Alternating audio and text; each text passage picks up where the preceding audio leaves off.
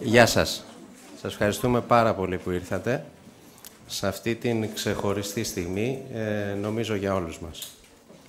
Δεν θα κουράσω πολύ, γιατί ήδη έχουμε καθυστερήσει και ζητώ συγγνώμη γι' αυτό.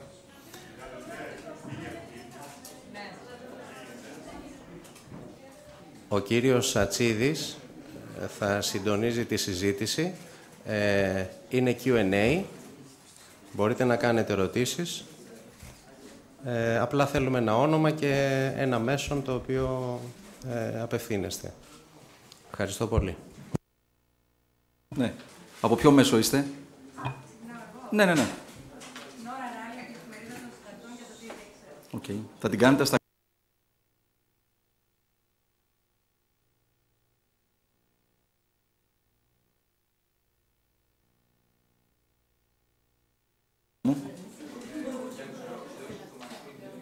Okay. Θα την κάνετε στα αγγλικά την ερώτηση. Okay. Ό,τι θέλετε. Ναι. Ή στα ελληνικά ή στα αγγλικά.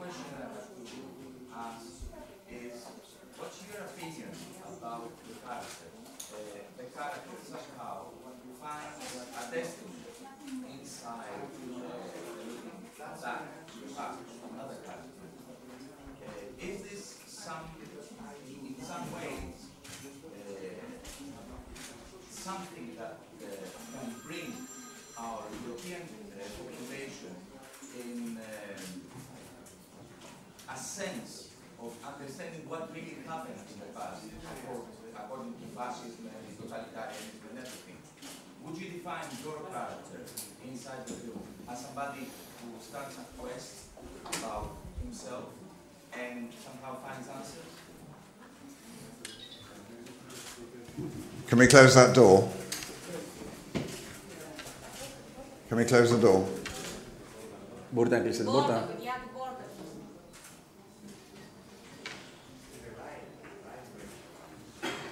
Bravo. Good morning. I'm sorry, my director is not here yet. Due to a technical fault, he is on his way. Depending upon the demonstrations and the street closures, he will be here any minute or in half an hour. I think it's certainly very important, to get to your question, to be aware of one's history. I'm becoming aware that you are having problems with extremist groups in Greece. Especially with the extreme right. Right. As soon as there is discomfort in any society, I think extremism gains in popularity as people think that extreme measures are the answer. I think if you look historically, that is finally not the answer. Moderation is all. And I think what we do in England is we laugh at the extremists. And we think, yeah, fine, okay, fine, but you're not the answer. And I hope you have the wit to do that in Greece. I do think it's important, especially for the young, that they're educated in history so that they can see the result of extremism and how finally it doesn't work. And indeed, that event, an extremist event, does colour the story of our film Night Train to Lisbon. But I think it's more a personal quest for a man who is, after all, Swiss, from a country where everything is very placid. The most alarming thing is a cuckoo clock, probably. On his journey, a physical journey and a mental journey, towards meeting people who have lived and loved and suffered in extremist situations and who have survived and who have in a way been honed by those situations. And he realizes that there is more to life, that life at its best contains passion than he has previously felt in his little town of Bern. So it's an emotional journey, the movie, and I think maybe can teach us that we don't have to stay in the rut we are in. I think the danger of being in an economic situation as much of Europe finds itself is that you think there is no way out. But it's important to get up every day and say, the sky is blue, the weather is wonderful, the sea is sweet.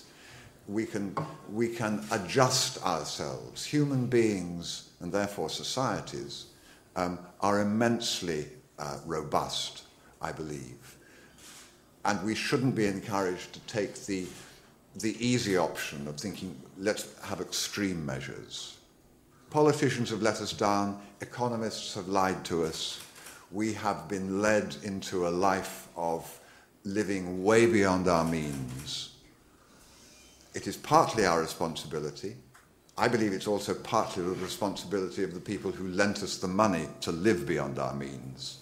Because if I am asked to lend, whatever, £100 to somebody, and I think, will I ever get it back? That's my choice to lend it. If I think I won't get it back, I can give it as a gift. If I am stupid enough to think I will, when the person clearly is not going to be able to pay me back, then it's my responsibility, it's my fault, it was my decision. So I think the responsibility has to be shared in order that we may go forward. And I think when we do go forward, it'll probably be a very different life. I don't think we need to live at the standard of living we have been told we need to live at. We don't need to buy all these clothes, all these new cars, just to keep the economy going. What is this economy? Who is it? It's not us. It's not Greece in this case, or Ireland solely. So we have to, I think, learn to live with less and realize that the real joy of life comes from enjoying the environment, taking care of the environment, and enjoying each other and taking care of each other. And you don't need to buy things to love each other. Okay, επόμενος. Vicky Hadji. Hello, Mr. August. My name is Bille August from TV channel. It's a pleasure to meet you. Right. The chess, this wonderful thing that you told us. What is it that you wish to say to all your Greek fans? I'm sure you know that there are really very severe moments. People are reaching out of charity handouts. The unemployment has reached the top level, and worst of all, a member of the Golden Dawn, the new Navy Nazi political party, murdered a hip-hop star 2 days ago, and the atmosphere is increasingly heavy and dangerous. You've seen it. I would like to comment on that. I think we must, well, I just did partly, but I think we mustn't feel that the whole country is an incident that we see reported in the papers. Yes, there are idiots who sit under a political title. Yes, they murder people sometimes, but this happens all over the world. This doesn't reflect Greece, the Greece I know. Greece is full of wonderful people. As I said, it's a most beautiful country. It attracts enormous amount of tourists, rightly so. It's one of the main places in the world I'm happiest in. And I think we shouldn't feel that we are all judged by the action of an idiot extremist killing an artist. Okay, επόμενη ερώτηση εσείς. Ναι, θα περιμένω. Θα συνεχίσω όταν έρθω εδώ. Ο σκηνοθέτης είναι ο Ραγάλη from Εφημερίδα των Συντακτών and TVXS. Welcome, congratulations for the movie and happy birthday. Thank you. Yes, 1 year older. Oh, I prefer to forget birthdays now. Yesterday, so, can I ask 2 questions? Yes. Okay, the first one, you have participated in many films, both American and European. Do you think there's a difference? And if so, what is it? The first one. Well, there's a difference, I think, between American culture and European culture. I'm happy living in Europe because there is just more breadth and depth to the culture than in America. Americans are very happy living in America. but therefore we make films which are not necessarily aimed to be blockbuster movies in quite the same way. Films of the size of Night Train to Lisbon are very hard to make anywhere, but it is possible, it would seem, to have a success with such a film in Europe. Night Train to Lisbon has been doing very well in many countries that it's opened. I'm not sure how it will do in America, where the audience is used to being spoiled by enormous pictures, and where most of the interesting work now seems to be happening on cable television. I've just finished doing a series for cable television, and it attracted good actors, a great writer-producer, Neil Jordan. Talk about the Borgias, yeah. And looking at Bad Behavior, at House of Cards, all these American television series, I see that the sort of work that I'm interested in, and I think my audience is interested in, is happening more and more on television. And I think that's a matter of economics. In Europe, we're still making many bad films, but some good films. How long this will continue, I don't know. I hope it does. I hope it does continue. But the problem is piracy, basically, with films, is companies getting their production money returned. Okay, and if I make a second one, you have worked with Mr. August 20 years ago in The House of the Spirits, great movie, amazing. And now it's the second time we work together. That film was based on a bestseller novel as this one as well. And both films are about love and politics. And not only politics, but resistance and revolution.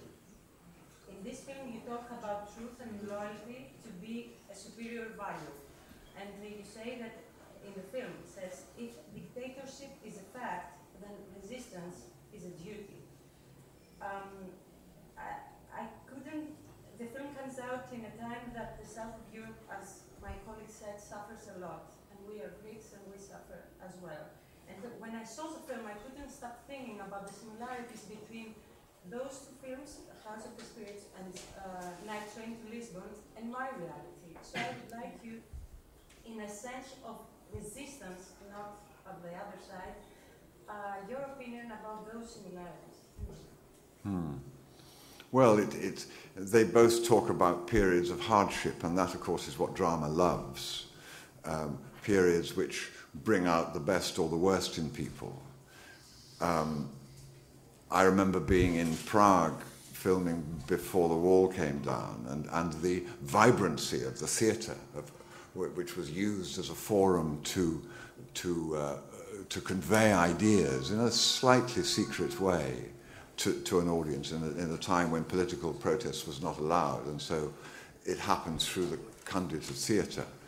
That was very exciting. When the wall fell down and suddenly consumerism engulfed or tried to engulf Czechoslovakia, that whole impetus in the arts seemed to disappear. And I think there is a problem still. I mean, we've been through economic difficulties really since 2008, I suppose. I don't think it's started to bite yet. I think things are going to get a great deal worse as we readjust our societies and our economies to the reality of the world, which is not that we can borrow to live high. Just can't do that. I mean, I'm sure all your parents told you that. It's also to buy guns, not only to live high. It's also to buy guns from those who lend us the money. Oh, absolutely. Absolutely. To buy from people who lend us. To buy guns, you say? Well, I suppose you can buy guns, yes.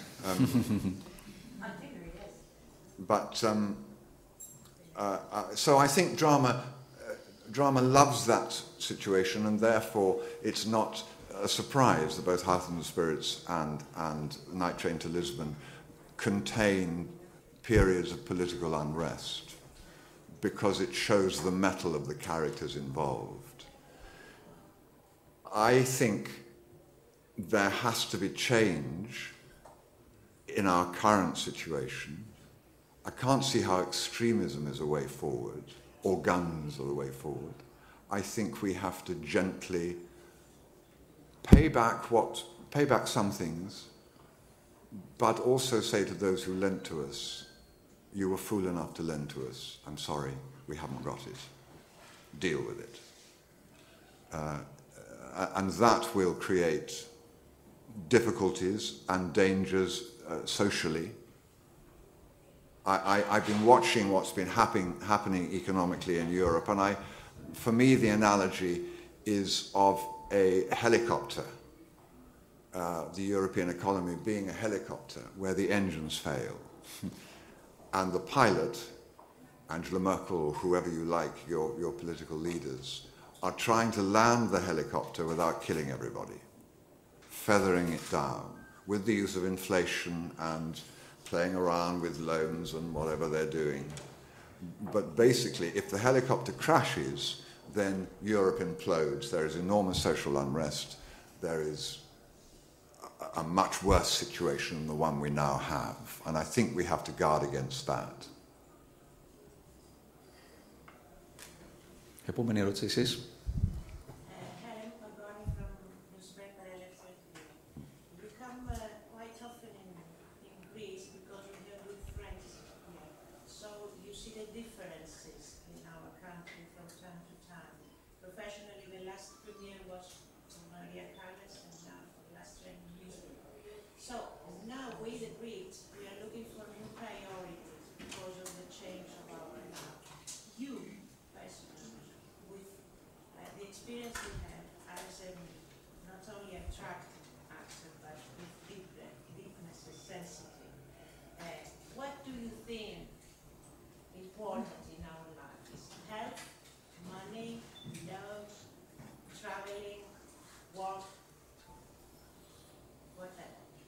I think what is important, I think, well, all the great religions say love is the most important thing in life. And I think that's the very simple answer. I mean, I'm not particularly religious, but if you look in any religion, they say that love, which means communication with each other, respect for each other, kindness to each other, good manners to each other, knowing that the only help out of any situation are our friends, other people. And we have to communicate and talk rationally to each other, and together, I think, we can get through any situation. Health, of course, is important. Money is not important. I know that. I mean, they say that, oh, yes, that's fine because you've got enough. Yeah, but I just know by looking at people that you see poor people in poor societies who are happy, who have a balanced society, a balanced economy.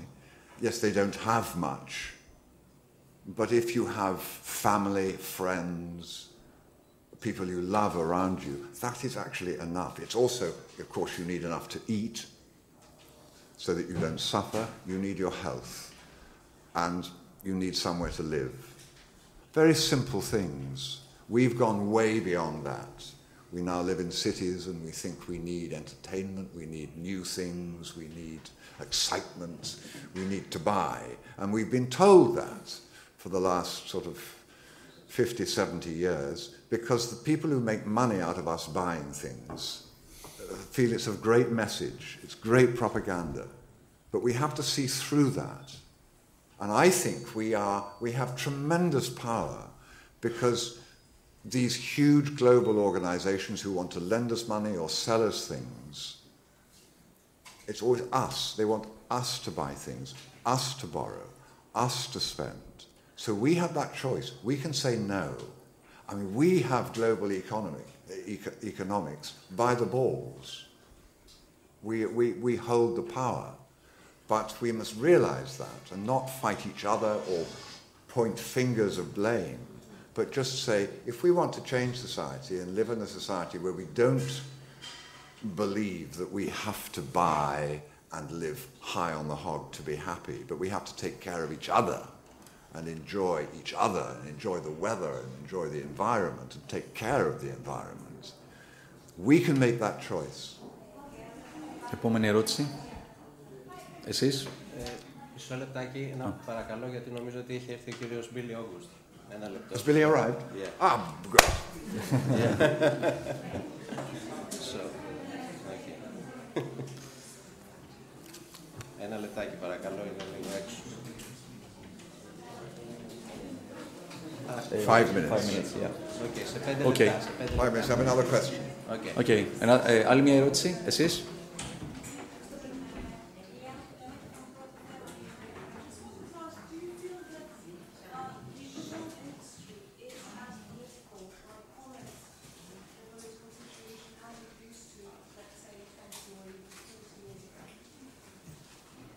I do think the film industry is as political or as non-political. I mean, basically, I think the film industry is divided into two types. The people who are in it to get rich, and the people who are in it to tell stories and make works of art. It's always been divided between. Sometimes the things overlap a little bit, but political, no. I think anybody who wants to make money will side with the politics that make it easiest for him to make money. So they're not really political. I'm mostly asking about one side, in the sense that in this country we used to have films like filmmakers like Costa August, that it was more of a trend, and I'm going to put it in quotation marks, to have political subjects in films. Do you feel has it dwindled, or? I think it has possibly dwindled. I think the danger that when you live well, you're not as political. You know, if you've got what you want, why be political? I think, strange enough, you have to suffer a bit in order to begin to think, oh, why am I suffering? What is it I want? What can make it better? And you see here extremists beginning to do it, but I think it's the large middle class, the ones who aren't yet suffering really in Greece. I mean, I know work is getting harder, but and taxes are getting higher, and the money in the bank is getting worth less. But I don't think it's made people angry enough yet. I'm amazed living in Ireland, because the Irish, tend to revolt quite quickly, and there is no real sort of sign. And I think it's because we have for too long been living comfortably, thank you very much. And we believe wrongly that we have no real power politically. And I believe we're only sort of a quarter of a way through this crisis. And possibly a greater political awareness amongst the middle class will arise.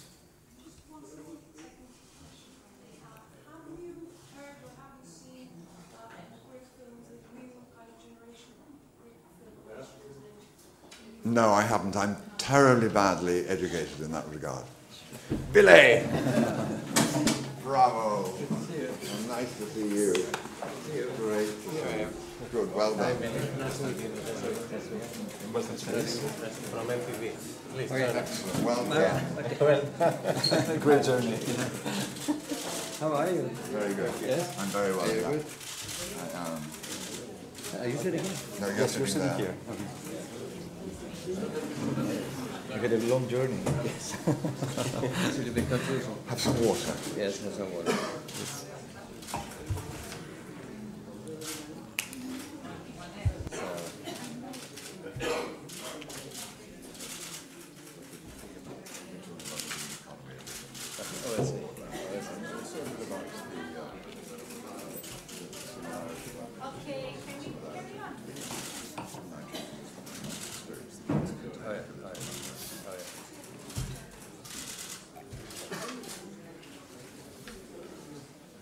The film is amazing. Thank you. I loved it. Thank you.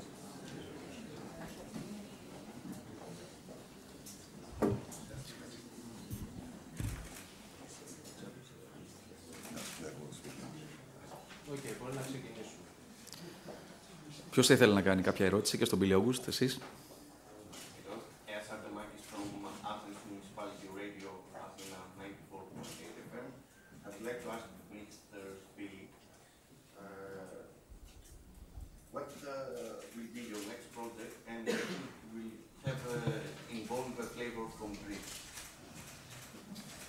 Is your question of my next project will have a flavor from Greek?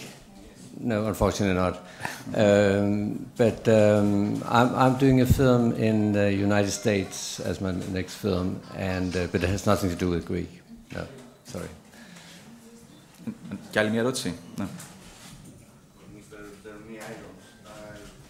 I'd like your opinion if nowadays revolution and romance is what it used to be.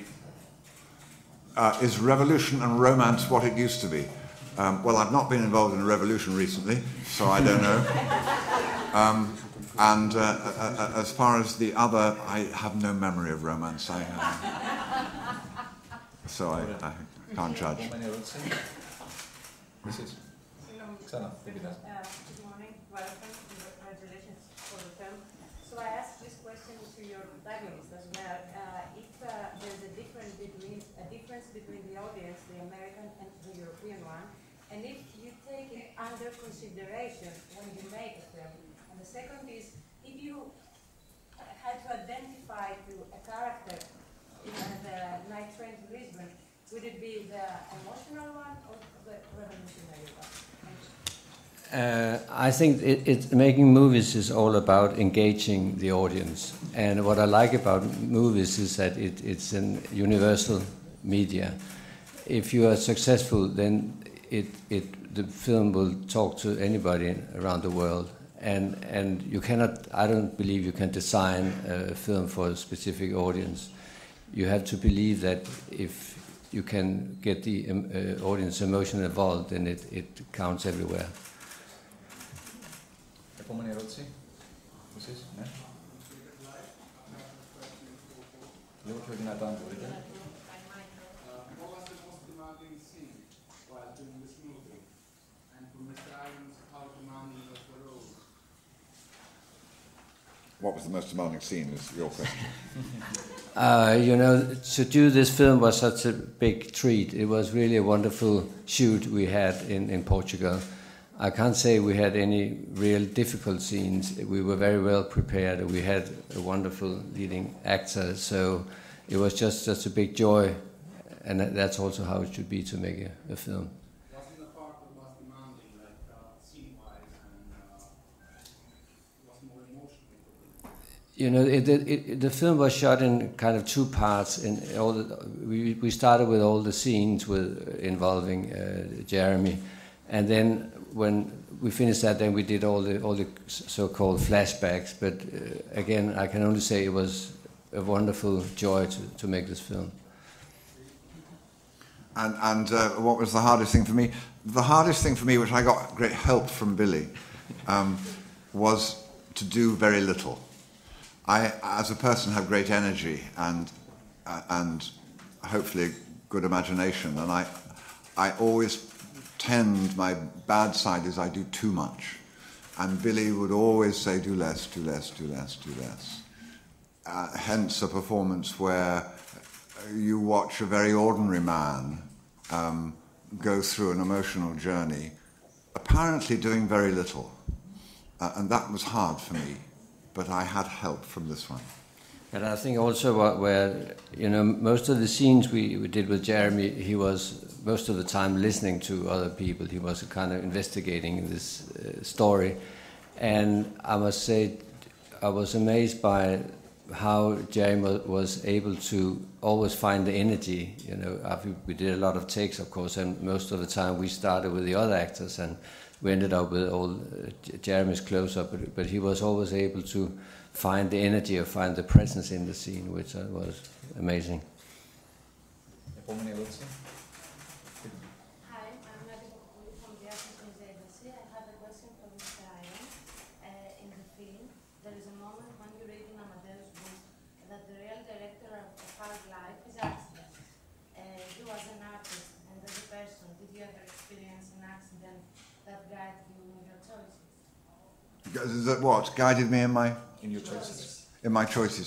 Well, I think life is full of accidents. I mean, this is an accident, really. I was warned we were going to have a press conference, but I didn't know what your questions were. I mean, I think life and the way you lead life is always a selection of very small choices from moment to moment, and indeed creating a character is the same. It's always a question of the choices you make, and a different actor would make different choices, which is why he would produce a different sort of performance. So I think the exciting thing for me is that life is a series of accidents, and I hope that I'm ready to jump into them or jump away from them or whatever they require.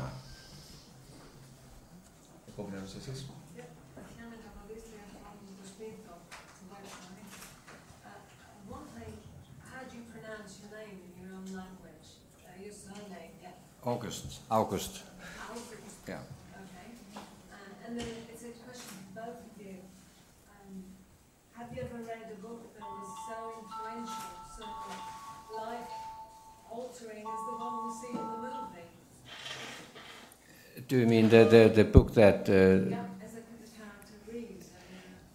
I mean, when I read this novel, Night into Lisbon, I was really amazed by it, and there was something that stayed within me. I read it 5 or 6 years ago when it was first published, and when I then got the offer to make this film based on the book, I was trying to find back to that specific atmosphere, and I hope that it also comes through in the film.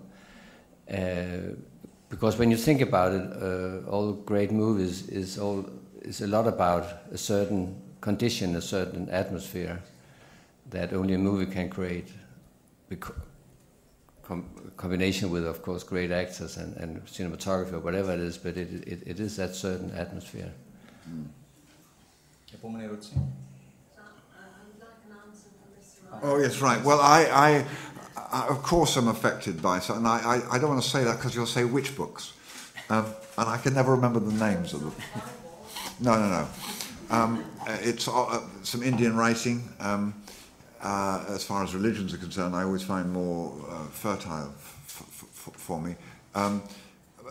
But you absorb things, and I think they stay in you somewhere. But I couldn't give you a list of books or what they learnt, what they taught me.